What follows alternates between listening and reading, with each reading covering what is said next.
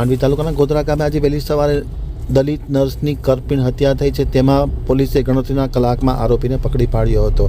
પકડાયેલ આરોપીની પ્રાથમિક પૂછતાછમાં પ્રેમ પ્રકરણ બહાર આવ્યું.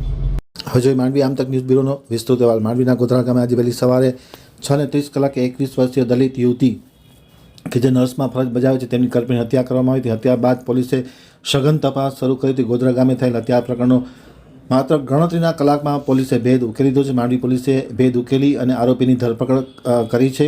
તેમની પ્રાથમિક પૂછતાછમાં પ્રેમ પ્રકરણ હોવાનું સામે આવ્યું છે. માંડવી પોલીસની જે વધારાની પૂછપરછ છે તેમાં પણ તેમને પ્રેમને લઈને એકબીજા વચ્ચે ઝઘડા થયા હતા. ઝઘડાને લઈને આજે સવારે આરોપીએ તેની હત્યા કરી નાખી છે. આરોપીને લઈ પોલીસ મેડિકલ તપાસ અર્થે માંડવીની સરકારી હોસ્પિટલમાં લઈ જવામાં છે. આવતીકાલે તેને રિમાન્ડની માગણી સાથે કોર્ટમાં રજૂ કરવામાં આવશે.